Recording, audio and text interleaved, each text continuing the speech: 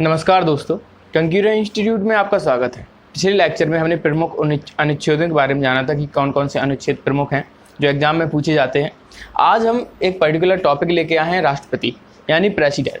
ठीक है, तो आज हम बात करने वाली है प्रेसिडेंट के बारे में कि प्रेसिडेंट की महत्व क्या होते हैं हमारे संविधान में। ठीक, वो कितने अनुच्छेदों में रखे गए हैं, उसके कार्य एवं शक्ति क्या होते हैं, तो उसके बारे में हम डिस्कस करेंगे।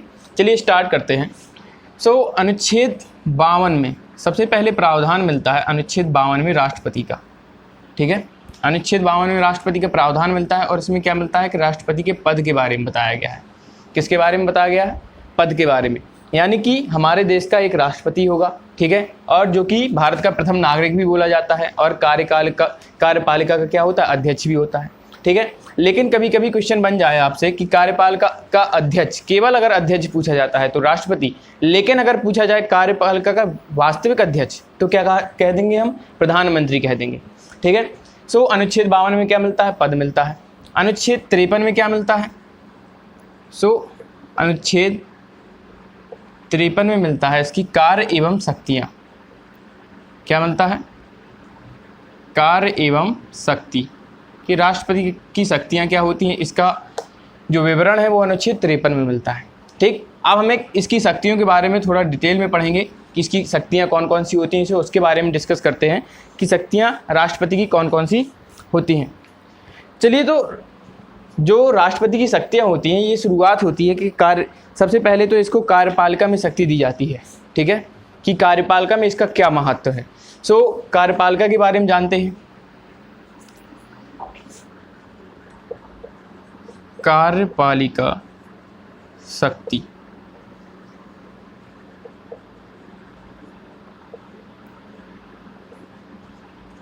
सबसे पहले बात करेंगे हम कार्यपालिका शक्ति के बारे में। ठीक है, तो कार्यपालिका शक्ति में क्या है कि इसको नियुक्ति की शक्ति प्राप्त है। नियुक्ति की शक्ति का मतलब जैसे कि ये कैग का नियुक्त करता है। ठीक है, फिर वित्त आयोग को नियुक्त करता है, फिर SC आयोग, OBC आयोग। लिख सकते हैं हम कैग, महान्यायवादी, इसी के द्वारा नियुक्त किया जाता है, राष्ट्रपति के द्वारा ही नियुक्त किए जाते हैं। फिर इसके बाद हमारा वित्त आयोग,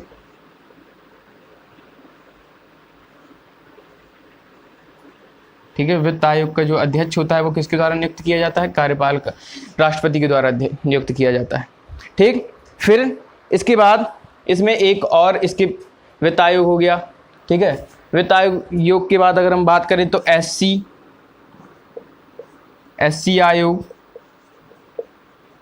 ठीक, ST आयोग और OBC आयोग। इनको भी कौन नियुक्त करता है? राष्ट्रपति नियुक्त करता है। ठीक है, फिर इसके बाद इसकी और भी शक्तियां हैं, उसके बारे में बात करते हैं। इसकी और शक्तियां क्या हैं कि ये अनुसूचित क्षेत्र घोषित करता है। ठीक है, अनुसूचित क्षेत्र, यानी किस क्षेत्र को अनुसूचित जनजाति जहाँ पे रहती है उसको घोषित करने की शक्ति जो प्राप्त है, केवल राष्ट्रपति को प्राप्त है, कि राष्ट्रपति ही घोषित कर सकता है कि यह क्षेत्र अनुसूचित जनजाति में आएगा। ठीक है, अनुसूचित क्षेत्र घोषित करने की शक्ति किसके पास प्राप्त होती है? किसको प्राप्त होती है? राष्ट्रपति को प्राप्त होती है। ठीक, तो ये कुछ कार्यपालिका की शक्ति हैं, और भी शक्ति होती है इसके पास, लेकिन प्रमुख यही है। पूछ लिया जाता है कभी कभी कि कैग की नियुक्ति कौन करता है, तो कैग की नियुक्ति राष्ट्रपति करता है। महान्यायवादी की कौन करता है, तो राष्ट्रपति करता है। ठीक, ये कुछ इंपॉर्टेंट थे, जिसके बारे में मैंने आपको बता दिया। चलिए, अब आते हैं दूसरी शक्ति पर। तो दूसरी शक्ति होती है इसकी विधायी शक्ति।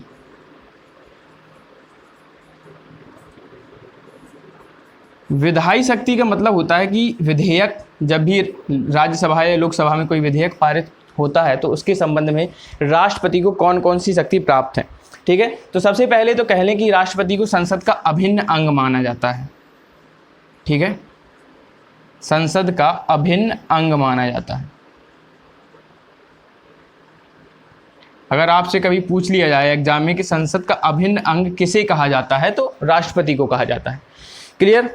चलिए, इसके बाद इसमें एक इम्पॉर्टेंट पॉइंट होता है कि कोई भी बिल होता है जो भी राज्यसभा या लोकसभा में पारित होने वाला हो, तो वो बिना राष्ट्रपति के सिग्नेचर के पास नहीं हो सकता। ठीक है, हस्ताक्षर अगर राष्ट्रपति हस्ताक्षर नहीं करेगा तो कोई भी विधेयक पारित नहीं होगा। ये विधायी शक्ति किसके पास होती है? राष्ट्रपति के पास होती है। ठीक, फिर इसके पास एक और होता है जो कि बहुत महत्वपूर्ण है, एग्जाम में पूछा जाता है कि अनुच्छेद 123 के तहत, ठीक है, अनुच्छेद 123 के तहत इसके पास अध्यादेश जारी करने की शक्ति होती है। अब अध्यादेश क्या होता है?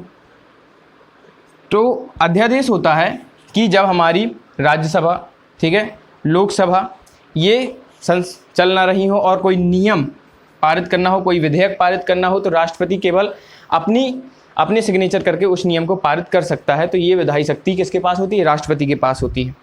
ठीक है, इसके बाद संसद को भंग करने की शक्ति भी किसके पास प्राप्त होती है? राष्ट्रपति को प्राप्त होती है। ठीक है, संसद का सत्र बुलाना हो किसी भी समय तो संसद का सत्र बुला सकता है राष्ट्रपति। संसद को भंग करना हो, ठीक है, या उसका सत्रावसान करना हो, यानी कुछ समय के लिए उसे टालना हो, तो ये सारी की सारी शक्तियाँ किसके पास प्राप्त होती हैं? राष्ट्रपति को प्राप्त होती हैं।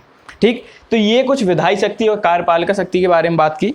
अब आते हैं हम वित्तीय शक्ति के बारे में। ठीक है, किसके बारे में डिस्कस करते हैं? वित्तीय शक्ति के बारे में डिस्कस करते हैं।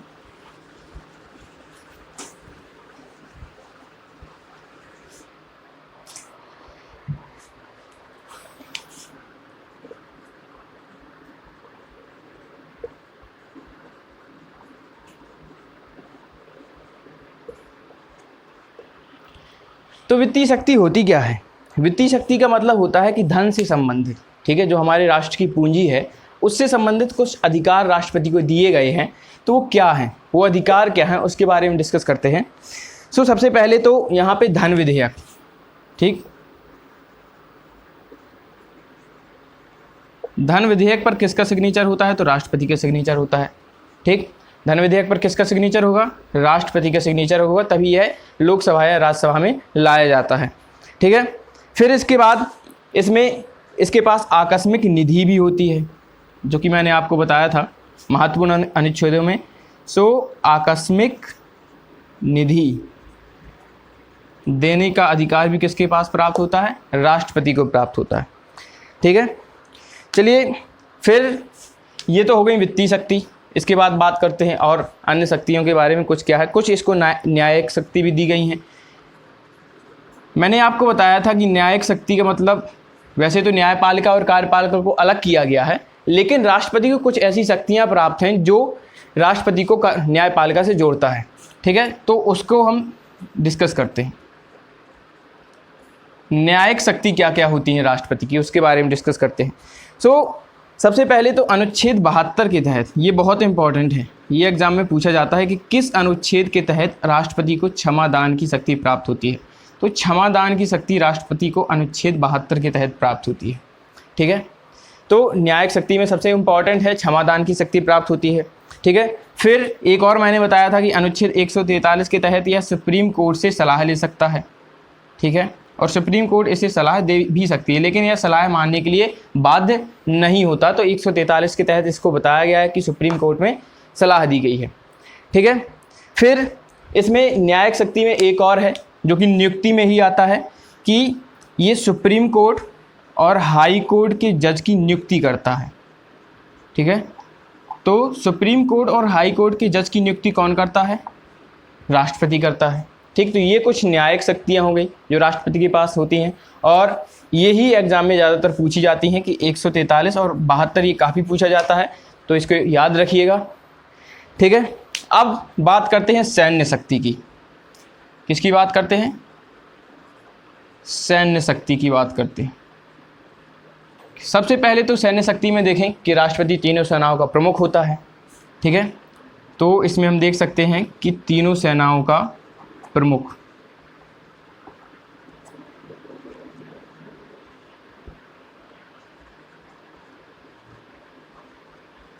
तो तीनों सेनाओं का प्रमुख कौन होता है? राष्ट्रपति होता है।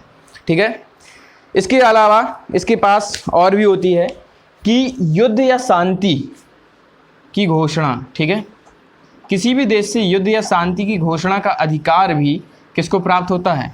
राष्ट्रपति को ही प्राप्त होता है। ये कुछ सैन्य शक्ति होती है इसके पास, राष्ट्रपति के पास। ठीक है, अब बात करते हैं, कुछ शक्तियाँ और बची हैं उसके बारे में डिस्कस करते हैं। सो ये वित्तीय शक्ति थी। वित्तीय शक्ति में हमने पढ़ा कि इसके पास धन विधेयक पर साइन करता है, आकस्मिक निधि भी यही देता है, न्यायिक शक्ति के बारे में बात की, सैन्य शक्ति के बारे में बात की। ठीक है, अब बात करते हैं आपात शक्ति के बारे में। आपात शक्ति मैं आपको पहले भी बता चुका हूँ, चलिए एक बार फिर से डिस्कस कर लेते हैं। जब मैंने महत्वपूर्ण अनुच्छेद बताए थे तब मैंने आपको आपात शक्ति भी बताई थी। ठीक है, आपातकालीन शक्ति कहते हैं इसको। सो आपात शक्ति में इसके पास कौन कौन सी शक्तियाँ हैं? तो सबसे पहले तो हम देखें कि सबसे पहले तो राष्ट्रपति शासन,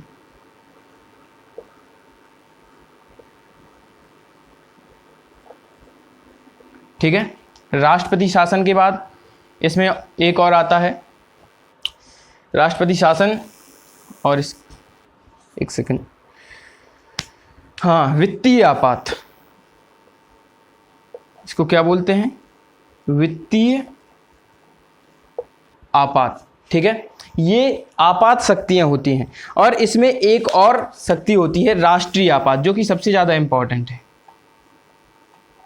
राष्ट्रीय आपात। अब ये होती क्या है? राष्ट्रपति शासन, वित्तीय आपात और राष्ट्रीय आपात होता क्या है? तो राष्ट्रपति शासन का मतलब होता है कि जब किसी राज्य की संवैधानिक शक्ति भंग हो गई हो, ठीक है, तो क्या होता है, वहाँ पे राष्ट्रपति शासन लगाया जाता है। ठीक, तो ये राष्ट्रपति शासन के पास, ये राष्ट्रपति के पास एक अधिकार प्राप्त होता है। वित्तीय आपात यानी कि ऐसी संकट की अवधि जब देश के किसी भी क्षेत्र में वित्त संबंधी आपात की घोषणा कर दी जाए, यानी कि वहाँ की जो धन है, पूंजी है, वो कम हो जाए और वहाँ के लोगों का जीवन निर्वाह करना मुश्किल हो जाए, तब उस समय उस परिस्थिति में वित्तीय आपात लगाया जाता है। खैर ये अब तक भारत में एक भी बार नहीं लगाया गया। ठीक, अब बात करते हैं राष्ट्रीय आपात की। तो राष्ट्रीय आपात कई बार लगाया जा चुका है भारत में, उसके बारे में देखते हैं कि कब कब ये लगाया गया है। ठीक है, तो याद रखिए कि ये 1962 में लगाया गया था, फिर 1971 में लगाया गया था, फिर 1975 में लगाया गया था। ठीक, 3 बार ये लगाया जा चुका है, 1962, 1971 और 1975, यानी कि जब चीन से हमारा युद्ध हुआ था तब लगाया गया था। ठीक, फिर बंगाल विभाजन के समय हमारा कारगिल युद्ध हुआ था 1971, कारगिल नहीं हुआ था, सॉरी, ये पाकिस्तान से हमारा युद्ध हुआ था। ठीक है, सो 1971 में इसको लगाया गया था, फिर 1975 में भी इसको लगाया गया था। ठीक है, तो ये राष्ट्रीय आपात कुल 3 बार लगाया गया है, इसके बारे में आपको याद रखना होगा। सो ये आपात शक्तियाँ थी राष्ट्रपति की। ठीक है, अब एक बहुत ही महत्वपूर्ण है वीटो शक्ति। ठीक, कौन सी शक्ति है? वीटो शक्ति है। तो वीटो शक्ति होती क्या है? वीटो शक्ति का मतलब होता है, वीटो शक्ति को खैर हम पॉकेट शक्ति भी बोलते हैं।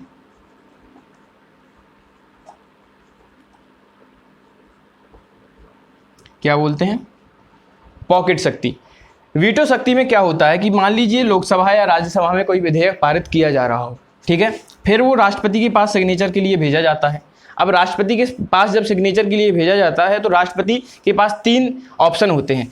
सबसे पहला ऑप्शन ये होता है कि या तो वो उस पर हस्ताक्षर कर दे और नियम को लागू करने को आज्ञा दे दे, ठीक है, तो नियम को लागू कर सकता है। दूसरा क्या होता है?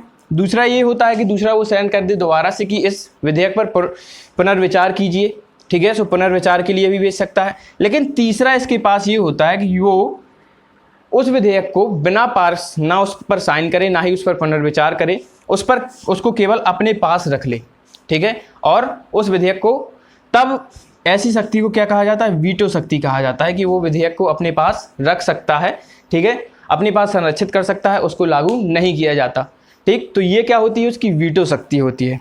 ठीक, चलिए, तो ये वीटो शक्ति थी, इससे काफ़ी इंपॉर्टेंट क्वेश्चन बनता है। और वीटो शक्ति से एक इंपॉर्टेंट क्वेश्चन है कि इसका विवरण किस अनुच्छेद में मिलता है? तो इसका विवरण आपको 111 आर्टिकल में मिलता है। ठीक है, किस आर्टिकल में मिलता है?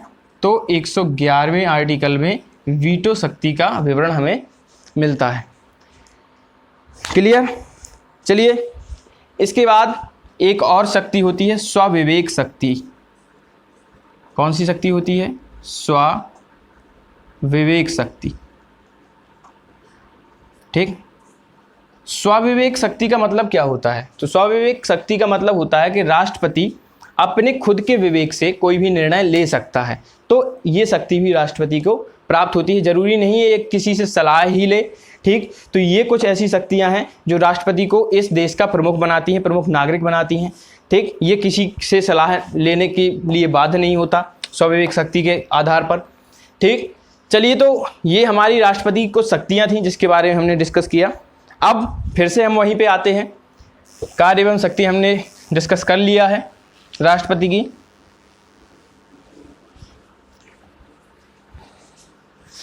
अब बात करते हैं अनुच्छेद 54 की।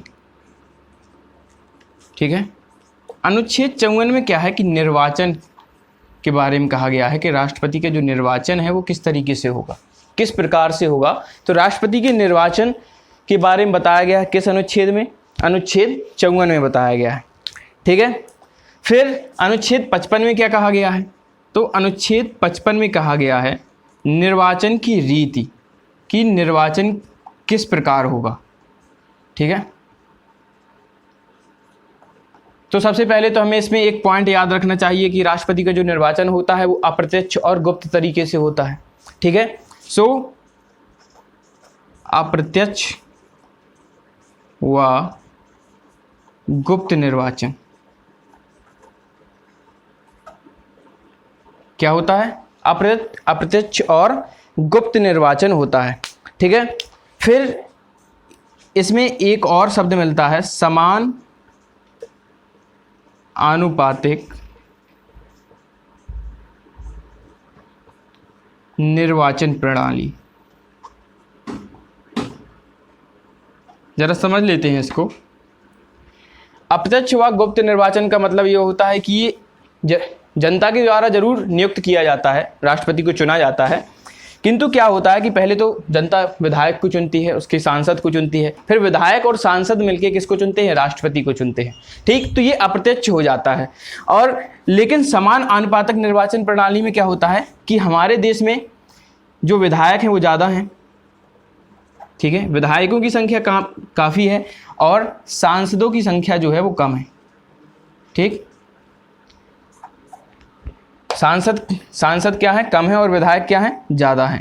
इस प्रकार से अब इसमें समान अनुपात का मतलब ये कहा गया है कि जो सांसद के मत का मूल्य होगा, ठीक है, वो विधायक के मत के मूल्य के बराबर होना चाहिए। यानी कि अगर हमारे देश में 100 विधायक हैं और 100 विधायक पर एक सांसद निकल के आता है, ठीक है, तो अगर एक विधायक के मत का मूल्य 1 होगा तो उसका तो मूल्य 100 हो गया, लेकिन सांसद के अगर 1 रखा जाएगा तो उसका मूल्य तो 1 ही रह जाएगा, यानी कि अनुपात बराबर नहीं होगा।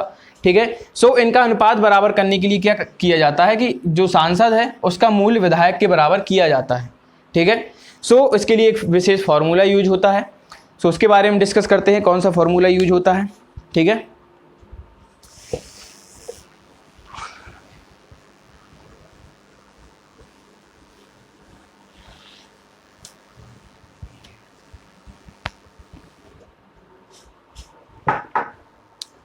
चलिए देखते हैं। सबसे पहले तो हम देखें कि हमारे सांसदों की जो संख्या है लगभग में, ठीक, हमारे देश में 776 लगभग सांसद चुने जाते हैं ठीक है, अब राज्य में अगर देखें कि विधायक कितने होते हैं, ठीक है, तो हमारे जितने भी राज्य हैं उनमें लगभग 4120 विधायक हैं। कितने विधायक हैं, 4120 विधायकों की संख्या है। ठीक, ये लगभग में है, क्लियर नहीं है। ठीक है, सो इसके लिए अब विधायक का जो मत है उसका मूल्य कैसे निर्धारित किया जाता है उसको देखते हैं कि एक विधायक का मत बराबर क्या होता है। ठीक है, तो एक विधायक का मत बराबर होता है उस राज्य की कुल जनसंख्या, उस राज्य की कुल जनसंख्या, जिस राज्य का विधायक होगा उस राज्य की कुल जनसंख्या ली जाएगी। ठीक है, उसके अपॉन किया जाएगा राज्य के विधानसभा के कुल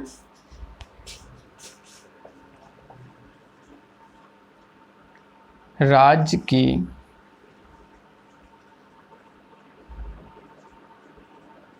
विधानसभा के कुल विधायकों की संख्या।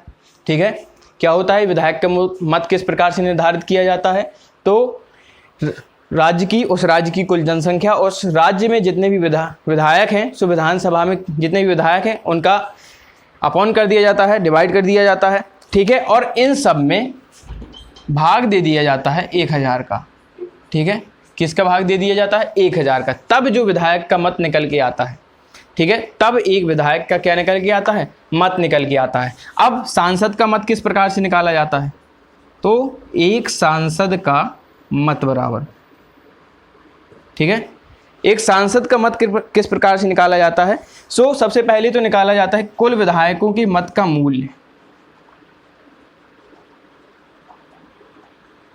कुल विधायकों के मत मूल्य, ठीक है।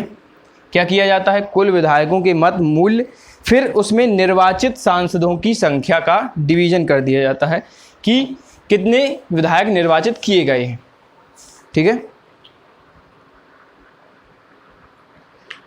निर्वाचित सांसदों की संख्या,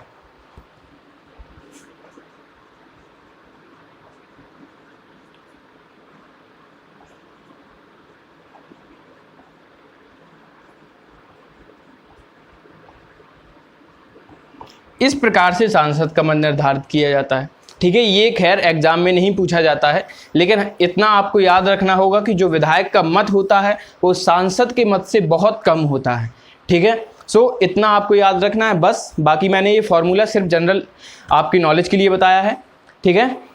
चलिए आगे बात करते हैं। इसके बाद आगे आते हैं,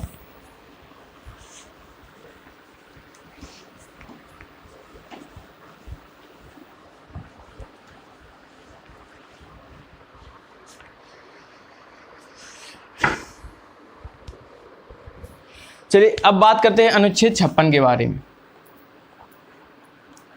किसके बारे में, अनुच्छेद 56 के बारे में, ठीक है। सो अनुच्छेद 56 में क्या है, तो अनुच्छेद 56 में सबसे पहले तो बताया गया है पदावधि।